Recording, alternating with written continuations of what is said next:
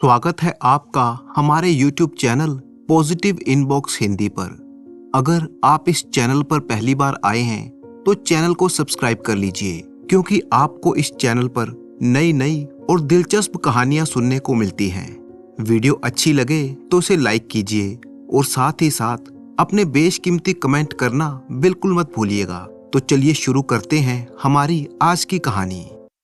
शाम का समय था। कुंदन नगर के बाजार में हलचल सी थी।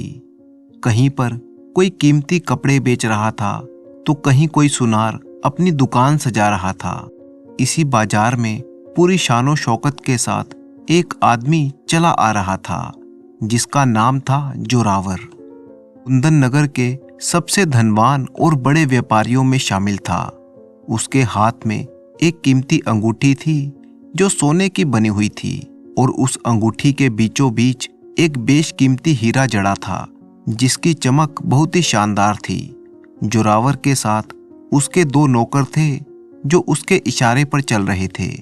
वो हर दुकान के आगे रुकता, लेकिन कोई सामान खरीदने की बजाय वो दुकानदार को बड़ी ही घृणा से देखता और आगे बढ़ जाता। उसे इस बात का घमंड था कि बाकी सभी व्यापारियों से वो बहुत ही अमीर है। उसके पास इतनी दौलत है कि वो सारे बाजार को खरीद सकता है। अचानक उसे बाजार के एक कोने में एक बूढ़ा बढ़ई बैठा हुआ नजर आया जो लकड़ी के बर्तन और खिलौने बनाकर बेचता था। इसके सामने कुछ पुराने लकड़ी के बर्तन रखे थे जिन्हें कोई खरीदने को तैयार नहीं था। जोरावर ने उसकी ये हालत देखी तो उसकी हंसी उड़ाते हुए बोला, ये लोग जिंदगी भर मेहनत करेंगे और फिर भी गरीब ही रहेंगे। शायद किस्मत भी इन पर हंसती होगी। बूढ़े बढ़ई ने अपना सिर उठाया और जोरावर की तरफ देखा। उसकी आंखों में कई सालों का अनुभव साफ दिखाई दे रहा था। वो धीमी आवाज में बोला, बेटा, किस्मत सिर्फ एक पल की बात होती है। आज तेरा समय है, कल किसी और का होगा।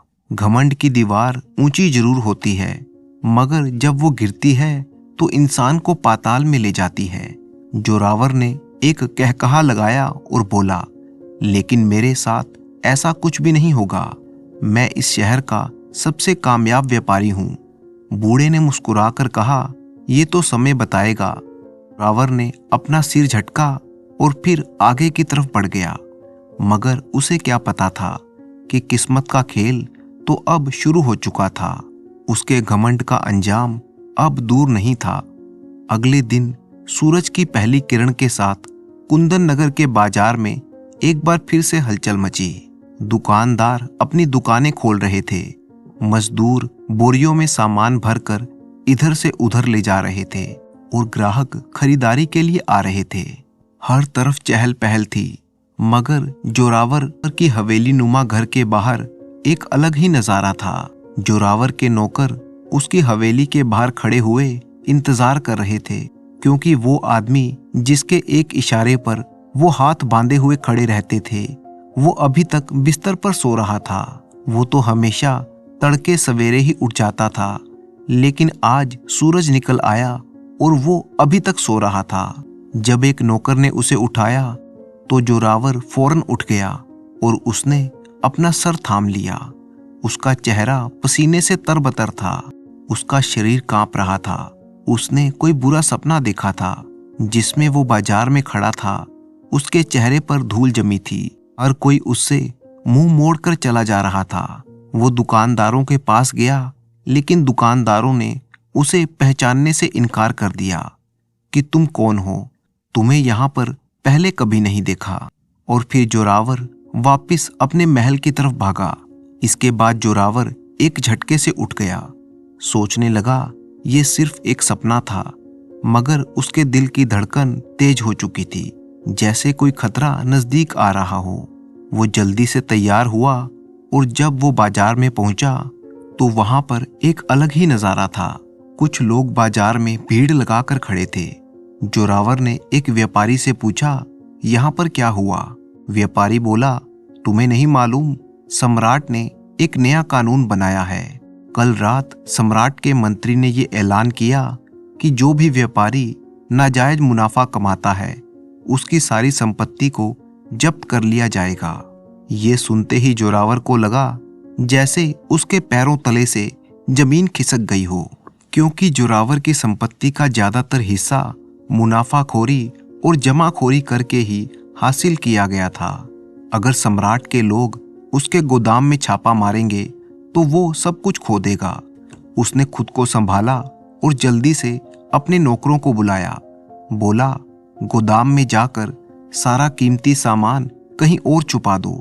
सम्राट के सिपाहियों का एक दस्ता बाजार में दाखिल हुआ। लोग उनके रास्ते से हट रहे थे। सिपाहियों के बीच में एक आदमी खड़ा था जो सम्राट का मंत्री था। मंत्री ने एक कागज निकाला और जोर से ऐलान करते हुए कहने लगा, कुंदन नगर के व्यापारी जोरावर पर जमाखोरी, मुनाफाखोरी और धोखाधड़ी का इल्जाम है। सम्राट के आदेश पर उसके सारे कारोबार और उसकी संपत्ति को जब्त किया जाता है। ये सुनते ही जोरावर के चेहरे का रंग उड़ गया।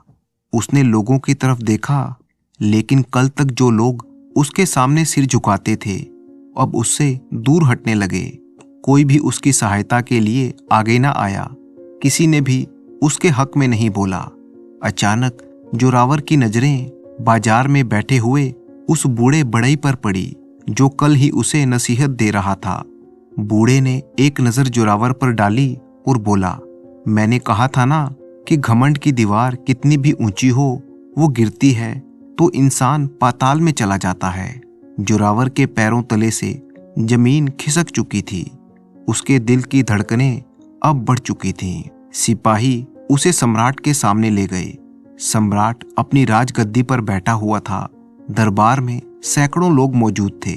कुछ व्यापारी, कुछ आम नागरिक और कुछ जोरावर के वही पुराने दोस्त जो कल तक उसकी खुशामद करते थे।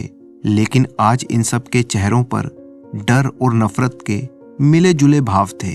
हमदर्दी का नामो निशान तक न था। जोरावर के मन में सिर्फ एक ही सवाल था कि ये सब कुछ मेरे साथ ही क्यों हुआ।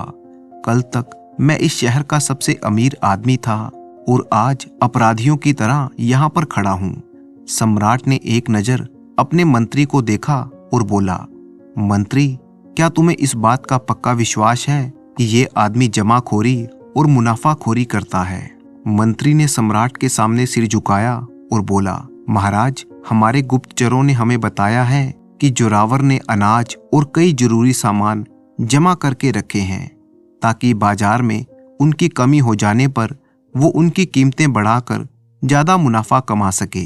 जब हमने इसके गोदाम पर छापा मारा तो वहां पर सैकड़ों अनाज की बोरियां मिली, जबकि बाजार में लोग भूख से मर रहे हैं।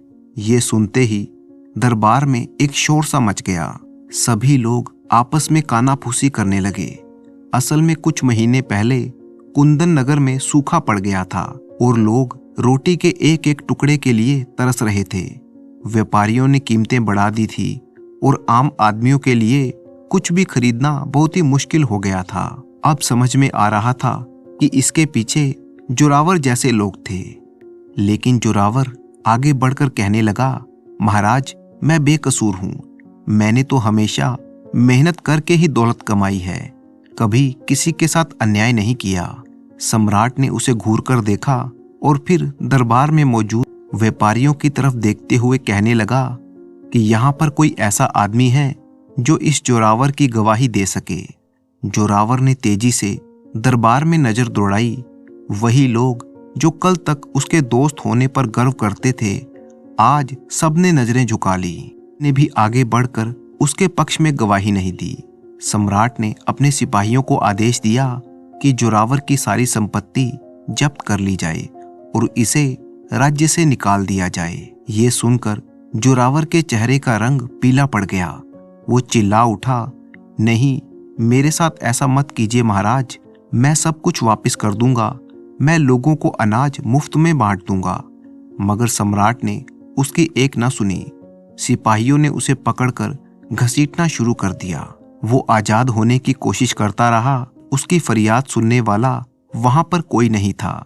जैसे ही उसे दरबार से बाहर निकाला गया तो उसकी नजर फिर से उस बूढ़े बड़ई पर पड़ी जो दरबार के दरवाजे के नजदीक ही खड़ा था। बूढ़े के चेहरे पर कोई हैरानी के भाव नहीं थे। उसने आहिस्ता से कहा कि घमंड की कीमत हमेशा अदा करनी पड़ती है। जोरावर, अब तुम्हारी बारी आ गई है। ये सुनकर जोरावर का दिल बैठा जा रहा था। अब उसके पास कुछ भी नहीं था। 2 सिपाहियों ने जोरावर को पकड़ा और नगर के मुख्य द्वार के बाहर छोड़ दिया। जैसे ही दरवाजा बंद हुआ, जोरावर ने पीछे मुड़कर शहर की तरफ देखा। ये वही शहर था जहां कल तक वो सबसे बड़ा व्यापारी था, जहां पर उसका सम्मान था, दौलत थी और लोग उसके आगे पीछे घूमते थे। मगर आज वही शहर उसे दुत्कार रहा था। जोरावर ने थकी हुई नजरों से अपनी पोशाक की तरफ देखा। उसके कपड़े जो कभी उसकी शान हुआ करते थे, अब मिट्टी से सने हुए थे। उसकी अंगूठी भी सिपाहियों ने छीन ली थी। वो पहली बार अपने आप को असहाय महसूस कर रहा था। सोचने लगा, ये सब क्या हो गया। अपने आप से कहने लगा कि कुंदन नगर से बाहर का सफर आसान नहीं होगा। उसे कहीं पर आश्रय मिलेगा या नहीं, कुछ खाने को मिलेगा या नहीं, कुछ मालूम नहीं था। और वहां से निकलने के बाद कई घंटों तक चलता रहा, यहां तक कि सूरज ढलने लगा। भूख और प्यास के कारण उसकी हालत अब खराब हो चुकी थी।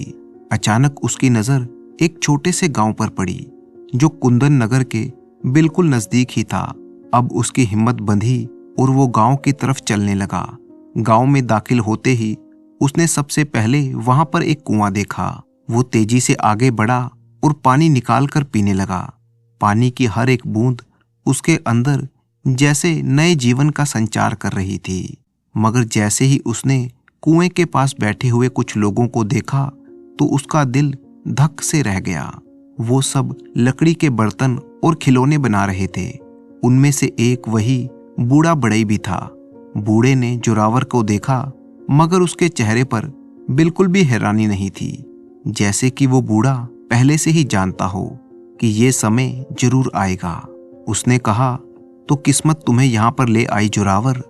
इस बात का जोरावर ने कोई जवाब ना दिया। कल तक जिसे वो एक मामूली बढ़ई समझ रहा था, आज वो आदमी उसके सामने खड़ा था, जबकि वो खुद को एक असहाय और मामूली इंसान महसूस कर रहा था। उसने बूढ़े से कहा, मुझे काम चाहिए। जोरावर ने ये बात बड़ी ही शर्मिंदगी भरे लहजे में कही। कहने लगा, मैं भूखा हूं, मेरे पास कुछ नहीं बचा। बूढ़े ने एक गहरी नजर जोरावर पर डाली और उसके नजदीक आकर बोला, दौलत के नशे में इंसान भूल जाता है कि हाथ का हुनर ही असली हुनर है।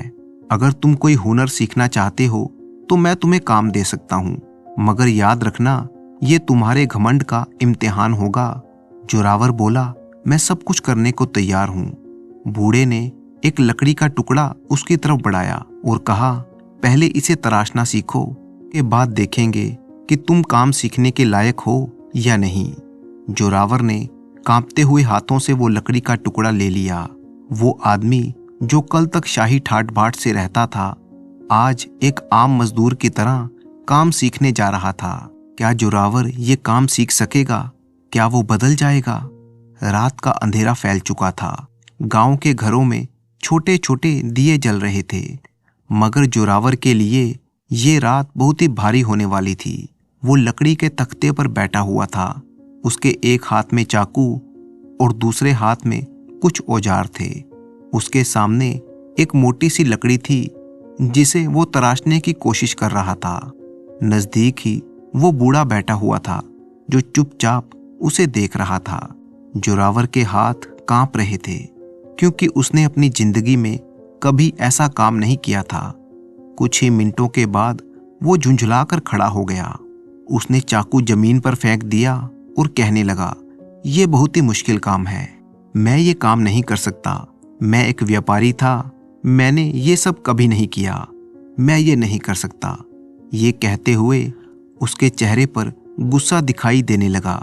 बूढ़े ने शांत लहजे में कहा, तुम्हारे हाथ मेहनत करने के आदी नहीं हैं, मगर तुम्हारा घमंड आज भी तुम्हारे अंदर जिंदा है।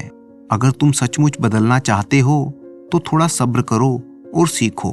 जोरावर ने गहरी सांस ली और खामोशी से वापस अपने काम पर लग गया, क्योंकि वो जानता था कि अब वापसी का कोई रास्ता नहीं है। अगले कुछ दिनों तक वो यही करता रहा। सुबह सवेरे उठकर लकड़ी को तराशता, कभी ठीक कर पाता तो कभी गलती कर बैठता। मगर वक्त बीतने के साथ साथ उसके हाथ अब माहिर होने लगे थे। महीने भर बाद अब जोरावर लकड़ी के खूबसूरत खिलौने और बर्तन बनाने में माहिर हो चुका था। वो रोज सुबह उस बूढ़े बढ़ई के साथ काम में लग जाता, शाम को बाजार में जाकर अपनी बनाई हुई चीजें बेचता। आज भी वो बाजार में खड़ा था, मगर आज बाजार में एक अजीब बात हुई। एक अमीर व्यापारी वहां से गुजर रहा था और जोरावर के हाथ से एक लकड़ी का बर्तन लेकर वो देखने लगा। उसने कहा, सचमुच ये तो बहुत ही सुंदर है, क्या तुमने इसे बनाया है? उसकी बात सुनकर जोरावर ने आज पहली बार घमंड की बजाय विनम्रता से जवाब दिया, हाँ, इसे मैंने बनाया है। व्यापारी ने मुस्कुराकर कहा, तुम्हारे जैसे हुनरमंद लोग बहुत ही काम के होते हैं। मैं तुमसे ये बर्तन खरीदना चाहता हूँ, बल्कि अगर तुम चाहो तो तुम मेरे लिए काम कर सकते हो। जोरावर हैरान रह गया कि ये वही व्यापारियों की बिरादरी है जो कल तक उसे दुत्कार रही थी और आज उसके हाथ के हुनर को सराह रही थी। रात के समय जब वो वापस अपने झोंपड़े में आया तो उसने बूढ़े को सब कुछ बताया। बूढ़े ने मुस्कुराकर कहा कि हाथों में अगर सिर्फ दौलत हो तो वो घमंड पैदा करती है, मगर जब हाथों में हुनर हो तो उससे सम्मान मिलता है। जोरावर ने सर झुका लिया। आज पहली बार उसे समझ में आया था कि घमंड इंसान को कहीं का नहीं छोड़ता, मगर मेहनत और हुनर उसे दोबारा खड़ा कर सकता है। मगर क्या किस्मत ने सचमुच उसे माफ कर दिया था या अभी भी कुछ बाकी था? 2 साल इसी तरह से गुजर गए।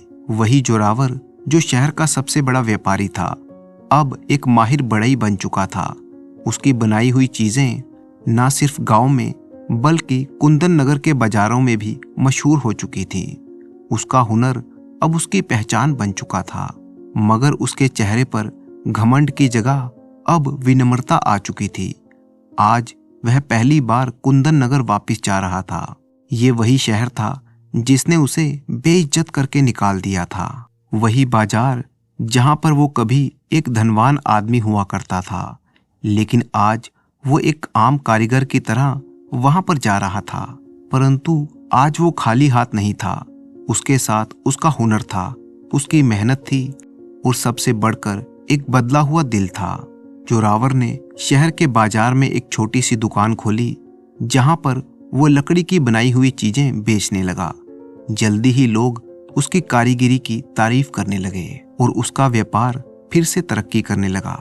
मगर इस बार वो मुनाफे के पीछे नहीं भागा, बल्कि ईमानदारी और मेहनत को उसने अपना लक्ष्य बनाया। एक दिन जब वो दुकान पर काम कर रहा था तो अचानक उसकी नजर उस बूढ़े बढ़ई पर पड़ी जो बाजार से गुजर रहा था। जोरावर ने फौरन आगे बढ़कर उसके पैर छू लिए और बोला, बाबा, आज मैं जो कुछ भी हूँ आपकी वजह से हूँ। मैंने घमंड को छोड़ दिया और मेहनत को अपना लिया। उसकी आंखों में आज सच्चाई की चमक थी। बूढ़े ने मुस्कुराकर उसके सिर पर हाथ रखा और कहा, घमंड तभी खत्म होता है जब मनुष्य को इस बात का एहसास हो जाए कि वो कुछ भी नहीं है, और यही बात उसे सबसे बेहतर बना देती है। दूसरी तरफ सम्राट का दरबार लगा था, जहां पर एक फैसला लिया गया। कुछ महीनों पहले कुंदन नगर के मंत्री को जोरावर की ईमानदारी बारे में मालूम हुआ। वो सम्राट से कहने लगा, वो जोरावर जो पहले जमाखोरी और मुनाफाखोरी करता था, आज शहर का सबसे ईमानदार व्यापारी बन चुका है।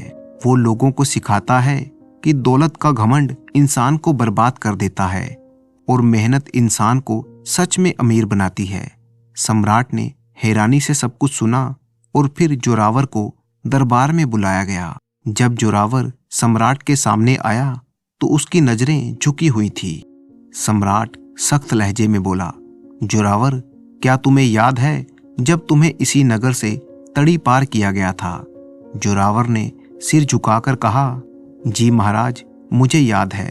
वो मेरी जिंदगी का सबसे बड़ा सबक था। आज मैं जान चुका हूं कि घमंड की दीवार कितनी कमजोर होती है। सम्राट ने मुस्कुराकर कहा, पहले तुम एक धनवान व्यापारी थे मगर ईमानदार नहीं थे, और आज तुम्हारे पास ईमानदारी है। सच पूछो तो यही सबसे बड़ी दौलत है। मैं तुम्हें इस नगर में दोबारा से व्यापार करने की अनुमति देता हूँ, मगर एक शर्त है कि तुम अपने हुनर को दूसरों तक पहुंचाओगे और ईमानदारी को कभी नहीं छोड़ोगे। ये सुनकर जोरावर की आंखों में आंसू आ गए। वो कहने लगा, महाराज, मैं वादा करता हूँ कि मैं घमंड को कभी भी अपने नजदीक नहीं आने दूंगा। अब जोरावर की जिंदगी का एक नया सफर शुरू हो चुका था। एक बार फिर से कुंदन नगर का सबसे मशहूर व्यापारी बन गया, मगर अब वो दूसरों के लिए एक मिसाल बन चुका था। उसकी दुकान पर हर रोज कई लोग आते और वो सबसे यही कहता कि दौलत तो आनी जानी चीज है, मगर हुनर हमेशा इंसान के साथ रहता है। घमंड इंसान को तबाह कर देता है, मगर विनम्रता उसे फिर से खड़ा कर देती है। वही जोरावर जो कभी घमंड में डूबा हुआ था, आज शहर के सबसे सम्मानजनक लोगों में उसकी गिनती थी, क्योंकि अब वो एक बदला हुआ इंसान था। आज की ये कहानी हमें बताती है कि घमंड के घोड़े पर सवार आदमी दौड़ता तो बहुत तेज है, लेकिन उसका गिरना पहले से ही निश्चित है। सच्चा इंसान वही है जो घमंड को पास फटकने ना दे और मेहनत, ईमानदारी और विनम्रता के साथ आगे बढ़े, तो उसे सफलता अवश्य मिलेगी। तो दोस्तों, मुझे पूरी उम्मीद है कि आपको ये कहानी पसंद आई होगी। तो इसी तरह की कहानियां सुनने के लिए आप चैनल को सब्सक्राइब कर लीजिए। वीडियो अच्छी लगे तो इसे लाइक कीजिए और साथ ही साथ अपने अच्छे कमेंट करना बिल्कुल मत भूलिएगा। अपने कमेंट में अपना नाम और अपने शहर का नाम भी लिखें। तो अपने दोस्त राणा मंजीत सिंह को अब अनुमति दीजिए। मिलते हैं आपसे किसी अगली कहानी में।